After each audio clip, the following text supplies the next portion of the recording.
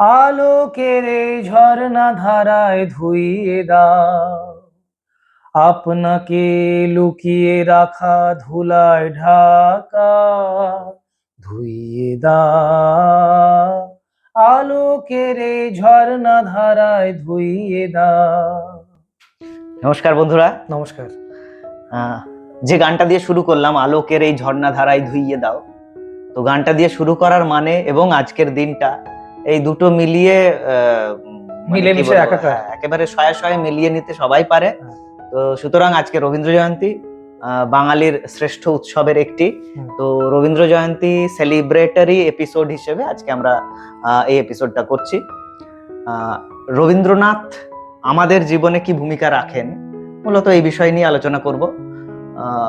একেবারে খুব ছোট ছেলে মেয়ে যারা দেখছেন আমাদের পডকাস্ট, তো তাদের জন্য রবীন্দ্রনাথের সামান্য একটু সূচনা, একটু গল্পের বইতে যেরকম লেখা থাকে সেইগুলো আমরা শুরু করি আর কি। তো আমরা জানি যে 1861 সালে রবীন্দ্রনাথের জন্ম হয় জোড়াসাঁকোর ঠাকুর পরিবারে। তার পিতা ছিলেন মহর্ষি দেবেন্দ্রনাথ ঠাকুর।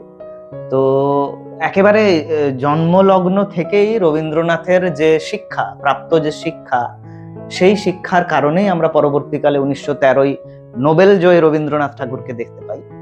তো মানে সমস্ত ধর্মকে একত্রিত করে, মানে ধর্মের আলোচনা চলেই আসে, সমস্ত ধর্মকে একত্রিত করে রাজা রামমোহন রায় শুরু করেছিলেন ব্রাহ্ম সমাজ।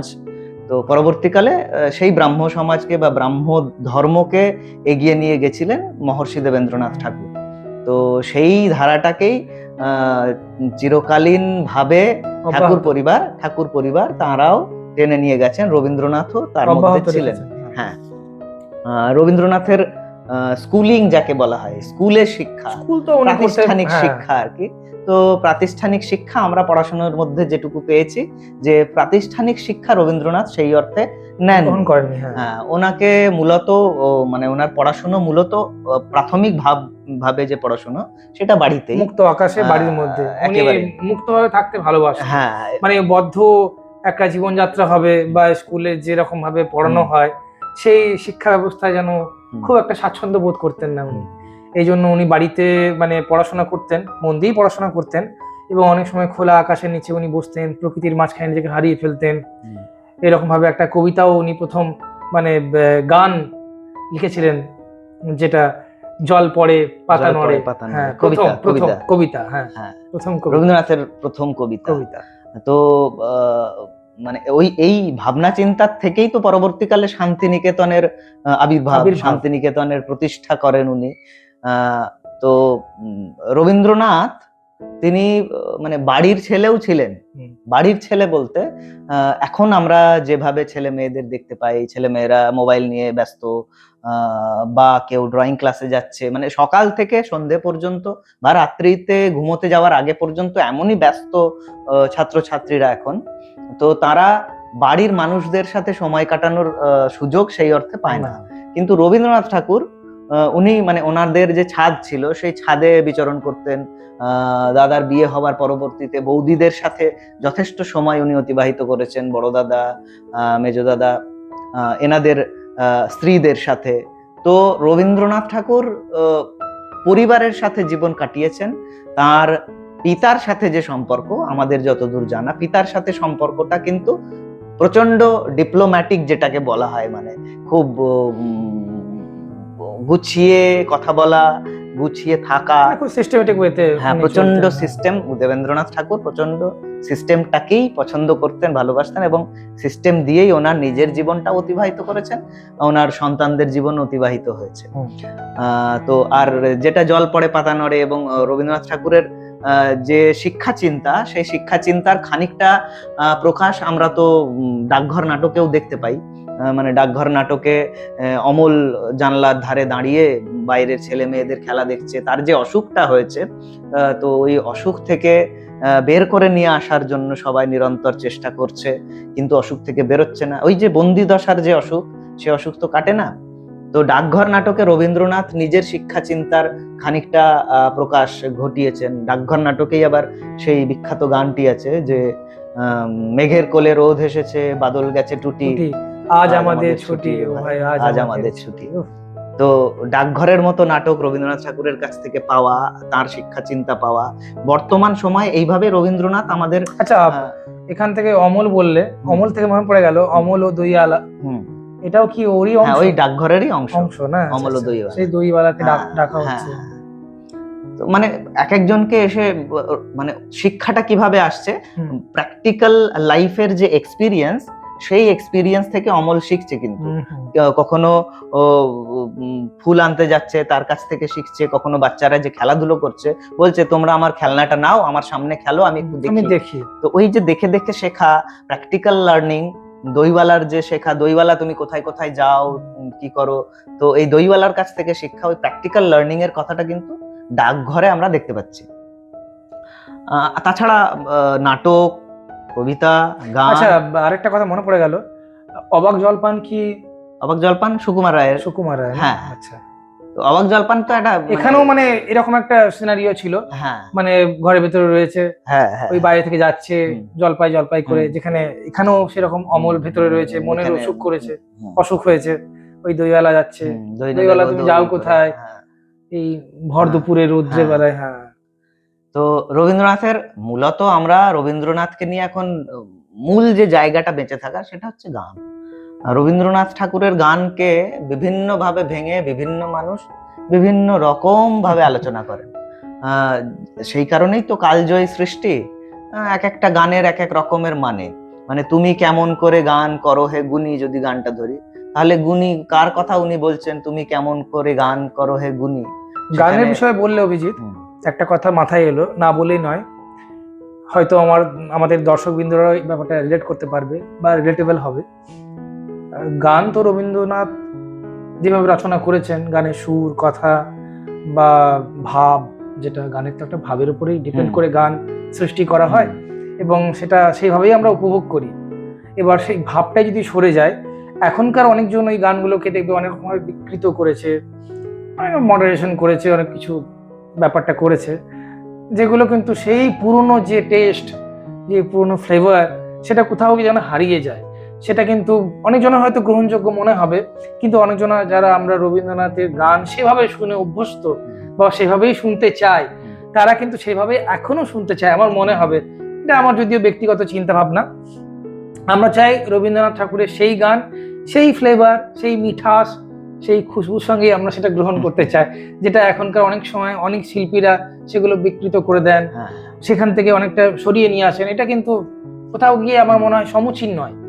বলো তুমি। মানে কিছু কিছু শিল্পীরা আছেন যারা মানে শুধু আমি নাম করলাম না, ইনস্ট্রুমেন্টের পরিবর্তন ঘটিয়ে গানটা একই রাখেন, আবার কিছু জন আছে মানে গানটাকেই পরিবর্তন করে দেন। সেইটা ঠিক নয়। এই সূত্রে একটা মানে ইনফরমেশন দিই আমাদের যারা শ্রোতা বা দর্শকরা রয়েছেন। ইনফরমেশনটা হচ্ছে যে আমাদের দেশে যে কপিরাইটের নিয়ম, সেই কপিরাইটের নিয়মটার ব্যাপারে একটু বলে দিই। কপিরাইটের নিয়ম হচ্ছে যে একটা ব্যক্তি তিনি যখন কোনো কিছু সৃষ্টি করছেন, রচনা করছেন, তার প্রতি তার অধিকার বা তার পরিবারের অধিকার তার মৃত্যুর পরে 60 বছর পর্যন্ত থাকে। 60 বছর পরে আমাদের দেশের যে কপিরাইটের রুল আছে, সেই রুল অনুসারে 60 বছর পরে সেটা সার্বজনীন হয়ে যায়। তো রবীন্দ্রনাথ ঠাকুরের মৃত্যু হয় 1941 সালে, আমরা জানি। তো 1941 থেকে 2001 সাল পর্যন্ত কপিরাইট ছিল, তারপরে কপিরাইট উঠে গেছে, সম্পূর্ণ উঠে গেছে। হ্যাঁ, তো সেই কারণেই অনেকে সেই সুযোগটা পেয়েছে।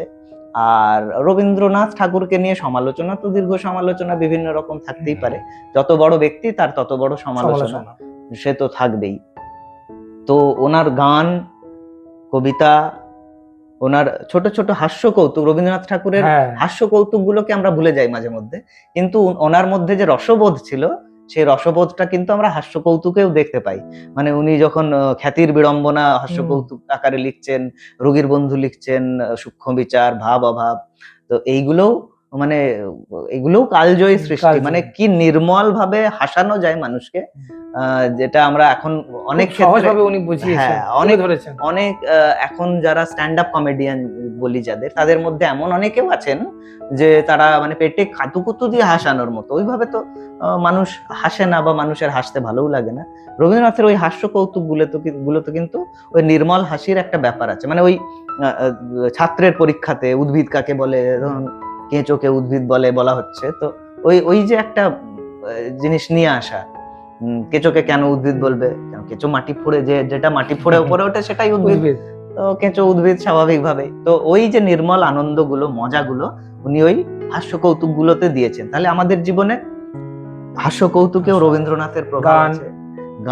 গানগুলো, ছোট গল্প তো কোনো কথাই হবে না, মানে ছোট গল্পের যেটা আমাদের মনে যেটা থাকতো সময় আরেকটু হলে ভালো হতো, জিজ্ঞাসা একটা কিউরিয়াসিটি থেকে যায়, তাই তো তার বৈশিষ্ট্য, এটা ওনার হাত ধরেই যেন সম্পূর্ণতা পেয়েছে। মানে এত সুন্দর লাগে ছোট গল্প থেকে। তুমি দু একটা গল্পের কথা বলতেই পারো।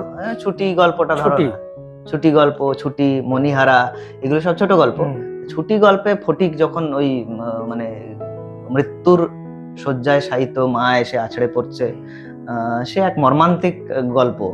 ছুটি আছে, বলাই আছে, বলাই গাছ প্রেমী বলাই, সে তার কাকা গাছ কাটিয়ে দিচ্ছে, সেই কারণে তার কাকিমা মানে না খেয়ে বসে, কারণ তার ভাইপো বলাই কিন্তু ওই গাছটাকে প্রচন্ড ভালোবাসতো, সেই গাছটাকেই তার কাকা কাটিয়ে দিয়েছে।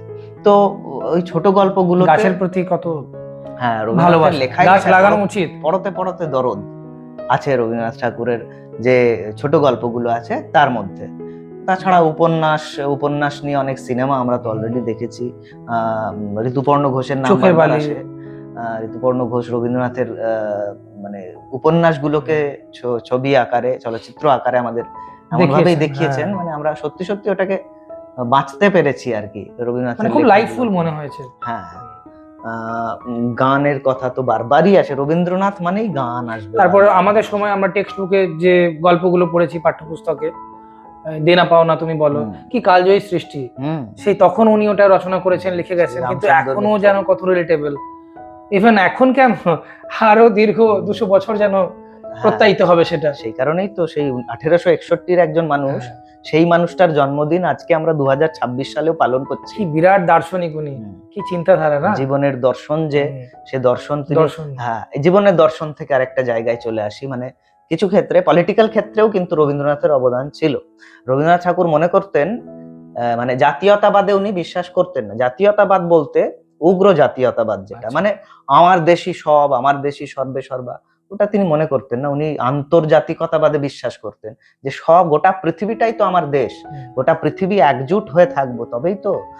উনি জনগণমন লিখছেন বা আমার সোনার বাংলা লিখছেন, তারপরেও কিন্তু উনি বারবারই এই কথাতে এমফাসাইজ করেছেন যে শুধুমাত্র আমার সংকীর্ণ একটা দেশ, যাত্রাভিমান, সব নিয়ে কি হবে, আমার তো গোটা পৃথিবীটাই আমার দেশ। সেই কারণেই রবীন্দ্রনাথের যে গানগুলো রয়েছে, বিভিন্ন গানে দেখবেন যে মানে বিদেশের যে সুরগুলো আছে, কোথাও ইটালিয়ান, কোথাও ফ্রেঞ্চ, কোথাও জার্মান, এই সুরগুলো নিয়ে উনি গান রচনা করছেন, গানের সুর করছেন। ওই গানটা যেটা পরিণীতা সিনেমাতে দিয়েছিল, ফুলে ফুলে ঢলে ঢলে, যেটা, আচ্ছা, হ্যাঁ, এটা কোন গানটা বলো তো? ওখানে পরিণীতাতে ছিল না, সুনা মন কা আঙ্গন, ওর সাথেই ছিল, ফুল ফুল ভবরা ডোলে। তো এই যে এই গানটা, এই সুরটা কিন্তু বিদেশি সুর। আবার ওই রকম করে আমাদের বাংলার মাঠের সুর, মাটির সুর, বাউল গান, সেই গানের সুরকে উনি ব্যবহার করেছেন ওনার গানে, ভাটিয়ালি সুরকে ব্যবহার করেছেন। তো রবীন্দ্রনাথ ঠাকুর সত্যি সত্যি নিজের জীবনে আন্তর্জাতিকতাকে দেখিয়েছেন। তো পলিটিক্যাল ক্ষেত্রে ওনার এই ভাবনা চিন্তা ছিল, এবং অবশ্যই সব মানুষ সঠিকভাবে সমান অধিকারটা পাবে, উনি সেটা বলতেনও, উনি সেটা বারবার মানে প্রকাশও করতেন। এবং খুব বিখ্যাত একটি ঘটনা, রবীন্দ্রনাথ ঠাকুরের সাথে গান্ধীজির দেখা হচ্ছে। গান্ধীজিকে রবীন্দ্রনাথ ঠাকুরই নাম দিচ্ছেন মহাত্মা, গান্ধীজিকে রবীন্দ্রনাথ ঠাকুরই মহাত্মা বলছেন। আবার গান্ধীজি রবীন্দ্রনাথ ঠাকুরকে গুরুদেব বলছেন। তো দুজনকে নাম দেওয়ার এই যে প্রথাটা, এই ব্যাপারটা কিন্তু মহাত্মা, আজকে যে আমরা মহাত্মা গান্ধী বলি, সেটা কিন্তু রবীন্দ্রনাথ ঠাকুরের দেওয়া নাম। তারপরে কলমের নাম দেওয়া, ঝর্ণা কলম, পেনের নাম দেওয়া, যেটা আমরা ফাউন্টেন পেন বলতাম, সেটা ঝর্ণা কলম। রবীন্দ্রনাথ ঠাকুরের সাথে আলবার্ট আইনস্টাইনের দেখা হচ্ছে, মানে গোটা পৃথিবীর মানুষের সাথে কিন্তু ওনার সেই যোগাযোগটা, সেইটা ছিল। এবং রবীন্দ্রনাথ ঠাকুর যে নোবেল প্রাইজ পাচ্ছেন, সেই নোবেল প্রাইজ পাওয়ার পিছনে W.B. ইয়েটস একজন কবি ছিলেন। তো সেই কবি কিন্তু রবীন্দ্রনাথকে বলছেন যে তুমি কেন এটাকে ফেলে রেখেছো এরকম করে, গীতাঞ্জলির মতো এরকম একটা অপূর্ব অমূল্য সৃষ্টিকে তুমি অনুবাদ করো, অনুবাদ করে এটাকে তুমি নোবেল কমিটিতে দাও, তাহলে মানে এইভাবেই তো রবীন্দ্রনাথ ঠাকুর নোবেল প্রাইজটা পাচ্ছেন। তারপরে তো বিদ্রোহের কবিতা বা শান্তির কবিতা, তুমি যদি where the mind is without fear কেই ধরো, তাহলে ওইখানে উনি বাংলাতে বলছেন চিত্ত যেথা ভয় শূন্য উচ্চ যেথা শির, জ্ঞান যেথা মুক্ত যেথা গৃহের প্রাচীর, আপন প্রাঙ্গণ তলে দিবস সর্বরি, বসুধারে রাখে নাই খণ্ড ক্ষুদ্র করি। এইখানে উনি মানে ওই যে জাত্যাভিমানের কথা বলছেন, ওই ছোট ছোট করে ভারতবর্ষকে যে ভাগ করে রাখা হয়েছে বিভিন্ন জাতি অনুসারে, এইগুলোর পরিপন্থী হয়ে এইগুলোর বিরুদ্ধে তিনি ওই কবিতা লিখছেন, ওই কবিতার কথা বলছেন। আরো অনেক খুব খুব রোমান্টিক কবিতাও ওনার আছে, রোমান্টিক উপন্যাস তো আছেই, গল্প তো আছেই, গান তো আছেই, নাটক রবীন্দ্রনাথ ঠাকুরের নাটককে মানে কি বলবো, রবীন্দ্রনাথ ঠাকুরের নাটক নিয়ে যারা চর্চা করছেন, দীর্ঘদিন চর্চা করছেন এবং বিস্তর চর্চা করছেন, তারাই বলেন যে আমরা এখনো পর্যন্ত রবীন্দ্রনাথ ঠাকুরকে বুঝে উঠতে পারিনি উনি কি ঠিক কি কথা বলতে চেয়েছেন বা কিভাবে এইটাকে দেখতে চেয়েছেন। তো আমরা তো একেবারে ক্ষুদ্র পরিসরের মানুষ যে আমরা রবীন্দ্রনাথের নাটক নিয়ে আমরা চর্চা করতে পারি। রক্তকরবী তো একেবারেই মানে প্রত্যেকেরই জানা একটা জায়গা, রাজা নন্দিনী, তো এটা তো একটা জানা জায়গায়। তা তোমায় গান শোনাবো গানটাও এই রক্তকরবীতে আছে, তোমায় গান শোনাবো তাই তো আমায় জাগিয়ে রাখো, রক্তকরবী আছে, মুক্তধারা আছে, তোমায় তোমায় গান শোনাবো। ঠিক ঠিক। তো রবীন্দ্রনাথ ঠাকুর বাঙালির জীবনে, ভারতের জীবনে, গোটা পৃথিবীর জীবনে কিন্তু প্রত্যেক স্তরে লেগে থাকবেন। উনি যেভাবে লেগে আছেন, যেভাবে মিশে আছেন, ওনার অবদান রয়েছে, মানে সকাল থেকে রাত্রি অবধি আমি যদি রবীন্দ্রনাথ ঠাকুরের গান খুঁজি শেষ করতে তাহলে কি হবে, মানে আমার জীবনের এক একটা ঘটনার উপরে যদি রবীন্দ্রনাথ ঠাকুরের গান খুঁজতে চাই আমি, তাহলে পেয়ে যাব। মানে আমার স্যার একটা ইন্টারাপ্ট করলাম তোমাকে, আমার স্যার একটা খুব সুন্দর কথা বলেছেন, বলল রবীন্দ্রনাথ ঠাকুর একটা জীবনে যেটা করে গেছেন, আমরা এই একটা জীবনে সেটা মানে যা লিখে গেছে, রচনা করে গেছেন, আমরা একটা জীবনে সেটা পড়ে শেষ করতে পারবো না। ওই আর কি, মানে আমরা আমাদের জীবনের ঘটনাগুলো যদি দেখি, ধরো জন্মর পরবর্তীতে তার স্কুলে পড়াশোনার পরবর্তীতে তার যৌবন প্রাপ্তি, মানে কিশোর যৌবন, এই প্রত্যেকটা ধাপে যদি আমরা এক একটা ঘটনাকে ধরি, তাহলে এক একটা ঘটনার জন্য এক একটা গান আমরা নিশ্চিতভাবেই পেয়ে যাব। কখনো দুঃখের গান, ধরো আমারও পরানো যাহা চায়, প্রেমে বিরহের গান, এবার সেই প্রেমটা কোন প্রেম হিসেবে দেখবো সেটা আমাদের যারা শুনছি গান, কবিতা শুনছি, তাদের ব্যাপার। তো একটা গান শুনি, উৎসবের গান শুনি, পূজা পর্যায়ের গান। তাই হোক। আমার রাত পোহালো শারদ প্রাতে, আমার রাত পোহালো, বাঁশি বাঁশি তোমায় দিয়ে যাব কাহার হাতে, আমার রাত পোহালো। যে কথা রয় প্রাণের ভিতর অগোচরে, গানে গানে নিয়েছিলেন চুরি করে অগোচরে,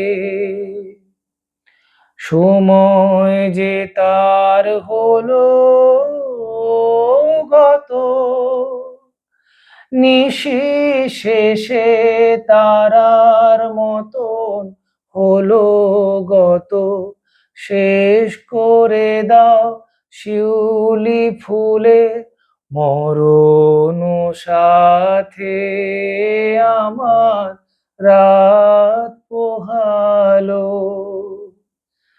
শারদ প্রাতে, আমার রাত পোহালো। তো একই সাথে উনি মানে রাত পোহানোর গান, আবার রাত্রির গান, মানে যখন সবাই মগন ঘুমের ঘোরে আমার ঘুম নিয়োগ হরণ করে, তো এইরকম গান রবীন্দ্রনাথ ঠাকুর লিখছেন। এই গানগুলো নিয়ে একটা মানে কি বলবো, একটা টাস্ক কি বলা যেতে পারে, টাস্ক আমরা আমাদের দর্শক যারা, শ্রোতা যারা, তাদের বলতে পারি যে রবীন্দ্রনাথের যে গানটা আপনার সবচাইতে প্রিয়, সবচাইতে ভালো লাগে, সেই গানটা সম্পর্কে আপনি কি মনে করেন সেইটা আমাদের কমেন্টে বিস্তারিত লিখবেন। কেমন ওই গানটাকে নিয়ে আপনি কি ভাবছেন, আপনার ব্যাখ্যা কি ওই গানটার। যেমন করে এক একটা কবিতার এক এক রকম ব্যাখ্যা হয় এক একজনের কাছে, আপনার কাছে সেরকম আপনার প্রিয় রবীন্দ্রসঙ্গীতের ব্যাখ্যাটা কি সেইটা আমাদের লিখে জানাবেন। এবং আমাদের আলোচনাটা আজকে কেমন লাগলো, যদিও খুবই ক্ষুদ্র একটা আলোচনা হলো, তো এটা কেমন লাগলো, বা এটা আরো কতটা করলে ভালো হতো, বা আরো কি কি ইনক্লুড করলে ভালো হতো, কোন নাটক, কোন উপন্যাস বা কোন গল্প, গান যেগুলো বাদ রইলো, বাদ তো অজস্র রয়েছে, কিন্তু তাদের মধ্যে মানে সেগুলোর মধ্যে যেগুলো তোমাদের পছন্দ বা আপনাদের পছন্দ, যেগুলো আরো আমরা ডিসকাস করলে ভালো লাগতো, সেগুলো আমাদের কমেন্ট সেকশনে অবশ্যই জানাবেন। তাহলে পরবর্তী সেগমেন্টে আমরা যদি এর উপরে যদি আবার কোনো ভিডিও করি বা আলোচনা যদি করি, নিশ্চয়ই সেগুলো কভার আপ করার চেষ্টা করব। তো আজকে এই পর্যন্ত, নাকি? আজকের মতো এই পর্যন্তই। আমি আপনাদের সঙ্গে ছিলাম অভিজিৎ, আমি সুরজিৎ। আজকের মতো আমরা আমাদের আজকের রবীন্দ্র জয়ন্তী পালন এখানেই শেষ করছি। নমস্কার।